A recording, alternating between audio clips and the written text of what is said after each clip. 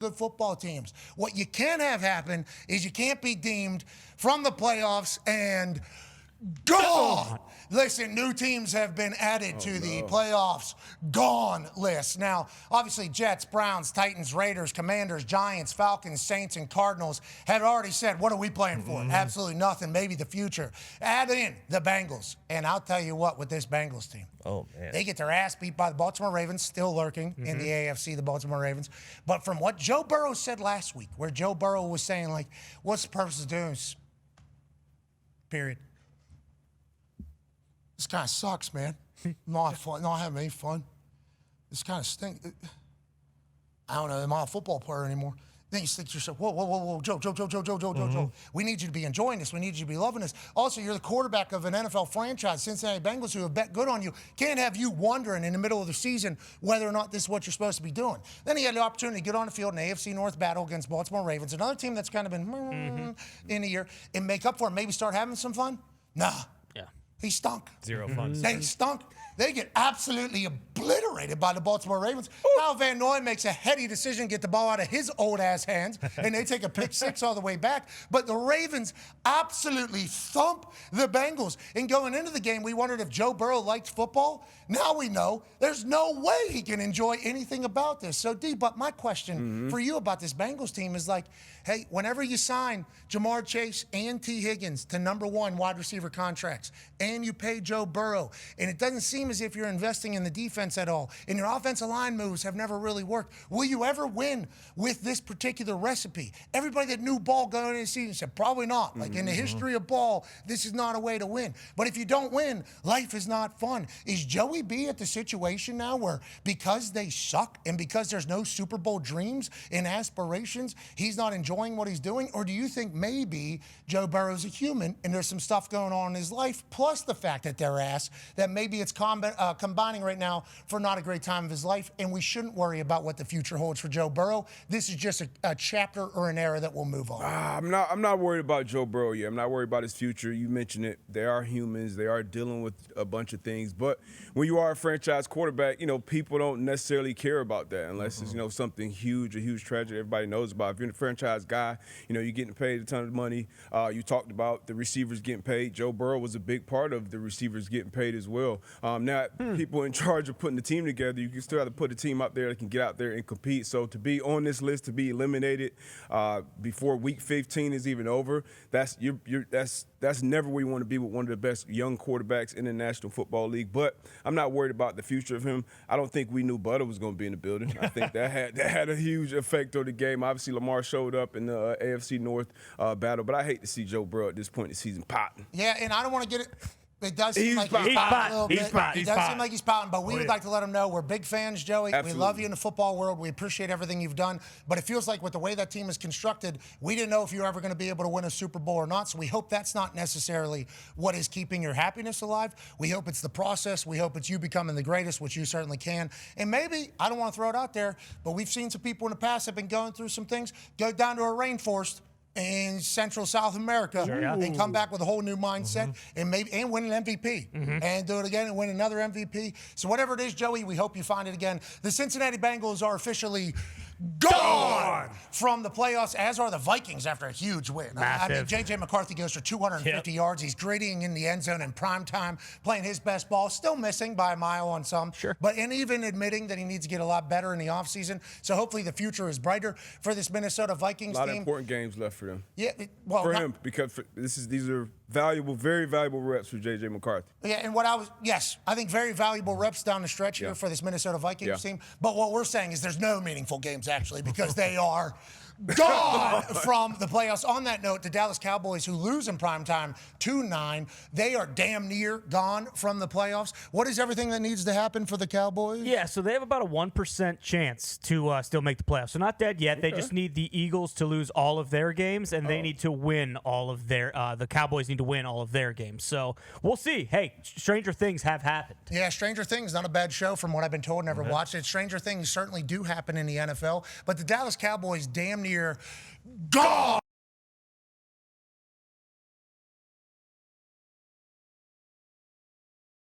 sideline for medical. So does every owner have a walkie-talkie that's not trackable or anything like that in communication? Is that going directly to that guy with the cowboy hat? Is that a walkie-talkie strictly to the big cowboy hat medical guy? Nonetheless, we know the Jones family took some big swings this year. We know that they got rid of a superstar, bona fide, who is no longer finishing the season with the Green Bay Packers because of a believed to be torn ACL, which we are all hoping not to be a torn ACL. And Micah make a couple trades, do their thing, lose the 9 in prime time, and now they're damn near gone. And then also the team that is eliminated from playoffs, which is very abnormal at this stage of the season.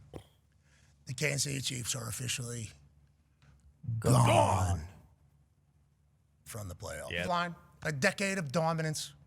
A dynasty delayed or deleted? Will this dynasty have to have a new chapter? Will this dynasty be able to continue for another 10 years, maybe another 15 years? Will Andy Reid and Patrick Mahomes be able to carry it from one chapter to the next, a la the New England Patriots? Remember the story of the New England Patriots? There was a 10-year gap between Super Bowl wins. Now, there was 2 Super Bowl losses in between those 10 years, both to Eli Manning and the New York Giants. Eli Manning probably getting into the Hall of Fame for those 2 in 2007 and 2011. But 2004 to 2014 is a 10-year gap where the Patriots didn't win a Super Bowl. They're still considered a dynasty. Will that be what happens to the Kansas City Chiefs? Is that what we're staring down? Or Chris Jones a little older. Yeah. Travis Kelce, obviously, maybe at the end of his entire thing. Andy Reid, it's talked about every single year. Is he going to keep going? Patrick Mahomes, is he going to be able to continue to just put the team on his back? Or are they going to be able to reload and kind of re-navigate what the future looks like for a potential dynasty? Or are they deleted? And are they done forever? Oh, no. That's a question we have to ask because they didn't make the playoffs for the first time in 11 years. You're talking about record-breaking stuff. Throughout the history of the NFL, teams have made it to the playoffs consecutive amount of times. Patriots obviously won forever. The Chiefs, number 2 team in the longest-running consecutive playoff run. And then we see one pick from Derwin James right in front of Travis Kelce, and all of a sudden it's over. Completely, officially. And the internet was waiting for their demise. The internet was celebrating in all of our faces about the Chiefs being dead. But we've seen this before with another dynasty. Now, granted, the Patriots, once again, they continued to go. They continued to do their thing. Chiefs missing the playoffs. Are they dead? Is it done? Or is it just simply delayed, Conman? Yeah, definitely not done. Maybe delayed. There's a chance you could argue, maybe the Mahomes-Reid dynasty together is done. That's the one thing that is the glaring difference between the two. Andy Reid is basically how old Bill Belichick was at the end, right now. 67. Now, yeah, they probably have 10 more years. As long as Mahomes is there, their dynasty will never be done, but it's definitely going to change a little bit, and I would assume that maybe they saw the writing on the wall. Not many teams release a 10-part docuseries before a season, to commemorate the 3 Super Bowls they went to straight to 3. They've already won as well, but definitely sad. Anytime it goes out with a player on their shield, Mahomes getting carried out, the vibe changes, and it is a bummer to see. You never want to see anything end like that. Yeah, and if you think about the beginning of this entire run that the Chiefs had back in 2014, life was a lot different then. You remember the Ice Bucket Challenge got launched then? Oh, yeah. Remember Flappy Bird? Oh, yeah. Great game. Flappy Bird was in too many people's phones, taking up too much time of people's lives. The person that created it was like, we got to get rid of this game. Yeah. Deleted the game. People who had phones that accidentally still had Flappy Bird on it for some reason because they didn't update the software were being sold online for like hundreds of thousands of dollars because they were an ancient artifact, basically, this Flappy. That was in 2014. Graduate high school then. High school Think about graduate that. for Boston Connor, his second time getting that done. Happy was the song. Shake It Off from Taylor Swift. You think she was even thinking about Travis Kelce whenever she was singing Shake It Off? I mean, 2014, a long time ago. A lot has changed in the world, and now we're sitting at a time wondering if this Chiefs team is going to be able to continue to go in the future. Yeah, and for the future, when you look at it, I saw a tweet yesterday about how, the Chiefs have a lot of work they need to do to this roster, and they are 31st in the league in cap space next year. They are $35 million over the cap for next year currently. So with all that needs to potentially be fixed with the Mahomes injury that happened yesterday and then the cap situation, it might be tough for a couple. I mean, you still have Patrick Mahomes. On that note about the Patrick Mahomes injury, we're at that time of the year, and we have been here for a while, where an injury to the wrong position can derail everything going forward. ladies and gentlemen, it is my not honor, the opposite, dishonor, to say.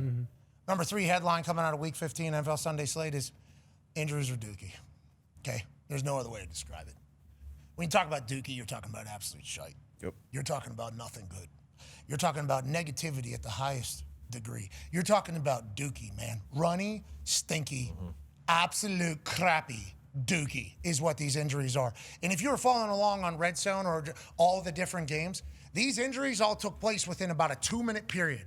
Micah goes down, Patrick goes down, and then Devontae has sniper to his hamstring. You're talking about 3 megastars who have had record-breaking years in record-breaking season and record-breaking careers for these particular teams, all going down in a matter of 2-3 minutes. Micah Parsons, that was nasty. Little hyperextension situation whenever he was just heating up and becoming a closer. Ty, your negativity about this particular injury has scared me a little bit, but Mike has become this damn important to this defense so damn quickly. Yeah, without a doubt. I mean, the Packers are still a good team, but, he is the difference maker. He has 8.5 sacks in the fourth quarter. There's a reason they were calling, playing Enter Sandman and calling him Mariano Rivera, because the Packers haven't really been blowing anybody out this year. The offense has been doing enough, and then boom, in comes Micah to close out the game. And it's not just him. It's no question. If you watch the games, he makes everybody better. And, is it one of those things where am I all doom and gloom? Do I think that it's just completely done with now? No, I don't believe that. The Packers are still 9-4-1, but it is very hard to imagine seeing him being out for the year. Now, do I think they can make a deep run in the playoffs and win a Super Bowl? No, I don't necessarily believe that. That is still on the table. They could still do it. But Micah Parsons is the best player on their team and one of the best players in the NFL. And for it to happen at this point in the season when they're just starting to get healthy, it's a backbreaker. Green Bay Packers, obviously a team we thought could win a Super Bowl. Right now, odds-on favorite to win a Super Bowl, Los Angeles Rams. They lose their touchdown machine, their touchdown factory. Their Devontae Adams snipered while running a go route middle of the game. Obviously didn't look good anytime somebody pulls up with a hammy. Obviously not good when you're 30-some years old. What are your thoughts here, D. Butch, on them losing Devontae? Still have Puka, who's obviously insane. Puka is insane. So, Still have Kyron Williams, still have Blake Corum, still have multiple tight ends, even guys that I've never heard of making plays for him. But losing Devontae, this added weapon, not only down in goal line, but in third down and in red zone, is this going to be a big enough hit to derail the Los Angeles Rams, or what should we expect? I don't think it'll derail them. I think they'll still finish fairly strong. The thing about them is they've kind of changed throughout the system and morphed this offense to using a lot more tight ends, so a lot of 13 personnel, so that's only one wide receiver on the field. So now Puka can obviously be that one wide receiver, even though Devontae was that one wide receiver in 13 personnel for the majority of the season. But when you have another superstar like Puka, who still demand that coverage, still get the production, I think they will still be okay, especially with the run game and the defense. And hopefully with this soft tissue injury, he can be back full go by the playoffs. So this isn't a huge of a blow as these other injuries on this graphic. We're here about 12:40 to kind of see everything he's hearing. Devontae a little older now, though. Yep. Any muscle injury, obviously, in theory, the older you are. But he's going to hop in that amortal chamber? Yeah. Is that what's happening out there now? Right now. Probably in the Probably slept in there. In his game, it's not like he's a Christian Watson or like a burner who He got hurt too, by the way. Jameson, Williams. There's a lot of injuries over there. So his game is finesse and making big time catches, reading coverages, being that matchup in low red area. So I think when he is back in there full go, he'll still be the Devontae that we know. And then obviously Patrick Mahomes is the injury that we chatted about to even start this entire injuries or Dookie. I mean, this is face of the NFL. This is the man leading, a dynasty right now in front of our eyes, in our face. Before he was like 27 years old, he had already built up a GOAT-type legacy, a GOAT-type resume, multiple-time Super Bowl champion. Always remained a human. Everybody started hating him, obviously, because he's Patrick Mahomes. He's on top of the world. Still would have beers with the boys. Still kind of do his thing. Was trying to live his life while being under the microscope of being the guy who's leading the biggest league on earth. He put out a tweet, obviously, that was like, hey, I'll be back stronger than ever. But whenever you see these types of stats, you understand that we're watching greatness happen. And he said he'll be back stronger than ever. Don't know why this had to happen, and not going to lie, it hurts. But All we can do now is trust in God and attack every single day over and over again. Thank you, Chiefs Kingdom, for always supporting me, and for everyone who has reached out and sent prayers. I'll be back stronger than ever. And we love that type of work ethic. We love that type of mindset. That is why he is who he is. But this sucks for the league, D-Butt. Yeah. This sucks for the league that we lose Patrick Mahomes. Whether you love him or you hate him, when he's on TV, he's must watch. Yeah, you want 15 playing. You want him in the playoffs. You want to see him play. I mean, it's super unfortunate, not only for this season, but we don't know how next season looks now for him or the Kansas City Chiefs. But unbelievable hit to the National Football League. It's crazy. He still hasn't and won't take a snap, being mathematically eliminated from the playoffs in his career. And that list you just put up with him having 5 more wins at this point in his career is that's ridiculous. If he's done, let's say obviously he's not done. This dynasty, if this Chiefs dynasty is over, like we talked about a little bit ago, that'll still go down as probably a Mount Rushmore dynasty when it comes to the NFL. I believe he's got 2 kids under the age of 4 or 2 right now. I mean, But he'll be back. He's got 9 months till September. So that's right on time, right? He'll be back. I agree, but let's just think about the human. Like, hey, Mama Mahomes, good luck out there, man. Yeah. Got a guy. Yeah. Not that, he's MVP. He's a starting quarterback in the NFL. Obviously, a lot of time is allotted to that. But now he's not going to be able to move. I mean, that is, there's a lot of stress. Just like whenever we're talking about Joey Burrow, it's not just like, hey, in the facility, it's in my life. It's like, hey, we got humans here, not just a video game.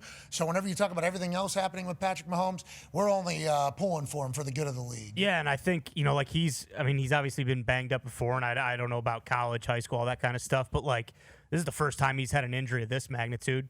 Same with like Micah, like those guys where all of a sudden, for the most part, you stay healthy throughout your entire career, and then you get something like this where it's like, hey, you're going to be down for 9 months. Like that, learning how to deal with something like that when you've never had to deal with it before, like you can understand how it's quite the blow. Hey, we'll miss you, Mahomes. It's been by far the longest break he's had. I know it's rehab and it sucks, the injuries, but like every season he's gone at least to the AFC Championship or the Super Bowl. So like that's a much shortened offseason. So now you got offseason starts now, and that's be the longest by far that he's ever had. A LeBron run. Yeah. Yeah, remember LeBron was making it to like the Eastern Conference Finals every year for like 10 straight years, and then somehow shortest offseason and doing it again going forward. Patrick Mahomes had to do that. And this year he was running more than ever. A lot more. Running more than ever, hitting people more than ever. And that rarely happens as a GOAT's career goes forward. Normally as the GOAT goes forward, the contact gets less. This year he was running more, hitting more, getting hit more, and it's kind of a crazy how it's all gone. But to your point about the rest, I mean, recovery is not rest. It sucks. What he's about to go through sucks. All these injuries, every injury you hear about, all you hear is a timetable, like, hey, 9 months he'll be back. Hey, this guy should be back by the playoffs. From that point of injury to when they come back, sucks. That whole thing sucks. Hurts, the amount of time that it takes, the monotony of just having to do this little tiny things every single day.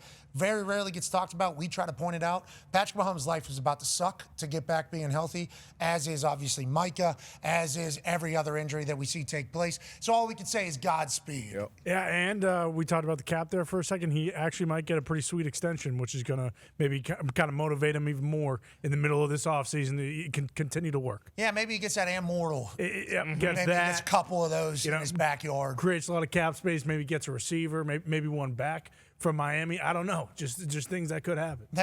See, Tyreek. You okay? I was just thinking about him. I'm not getting, I don't want to get too negative about it, but like, I'm not going to say it. Well, it's like, I don't want to say it. Joey B saying he's not having fun. It's like, the way you guys built the team, we all thought you guys weren't going to be able to win, right? Like Tyreek Hill, when you took the bag to go to Miami, the thought was you're not going to win. No. When you that go. was not the thought. That was kind of the thought. No. Hey, you're leaving a dynasty to go get paid down there. You're probably not going to win as much. And then there's like I want to win. It's like, well, we all knew that this is kind of what the case was. It's just like Max Crosby. Like Max knows they're not going to win, right? Like that is kind of the thing. He just continues to show up, which we massive respect. Myles Garrett, if he next year says like, I'm tired of not winning, it's like, well, we told you, you knew, you even wrote it. Yeah, you wrote it. You even wrote it, like you're not going to win. So it's like, Ever. there's certain situations where it's like, you kind of, I don't want to say sacrifice, but you did kind of acknowledge that this was not going to be kind of with each other. And then it kind of all happens. But once again, want everybody to be happy. Want everybody to have cake and Eat it too. Let's go, speaking of, let's go to the number 2 headline out of Week 15. The legend of Old Man Rivers. Hey, Phil. Thank you, man. Bama, the St. Michael's super duper football team that has made back-to-back playoffs. Them watching Uncle Phil, Coach Old Man Rivers, scores first touchdown in 5 years in an NFL game as he finds Josh Dines over the middle. They have an incredible lead. Wait a second, are the Indianapolis Colts and Phil Rivers all the way back? This guy fell down, got back up. He looked agile, maybe the most agile grandpa in all of football. And after the game, whenever he gave a quote that I think everybody needs to hear, I think the babyface turn for Phil Rivers was in full effect. A lot of people burying the Colts for signing Phil Rivers. Now, once again, I would like to reiterate the fact I am a Cam Newton fan. Always have been.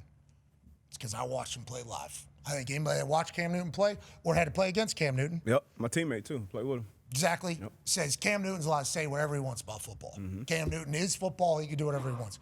The whole thing about is Cam Newton a better quarterback than Phil Rivers is a wild conversation to have because I don't know if Cam Newton just knows the entire Shane Steichen offense, which Week 15 in the middle of a playoff run, I don't know if it's the right time to put somebody in that doesn't know the offense. Now, was Riley Leonard, who's been in the building all year, who's very athletic, was he a better option than Phil Rivers? I think that argument is certainly viable, but somebody that doesn't know the offense coming in the middle of what the Colts are thinking and hoping is a playoff run doesn't seem sound to me. It sounds like you live in a video game world as opposed to real life world where you don't just drop into a building and then download the offense and then you're on the same page as everybody so that you can operate a football team efficiently. Matt Ryan and the Colts had problems for his entire time because he couldn't learn the offense or the verbiage, and then the offensive line couldn't, and it was an absolute catastrophe. So bringing in Phil Rivers felt like a move. The Colts were like, hey, we're not giving up on the year, and we need somebody.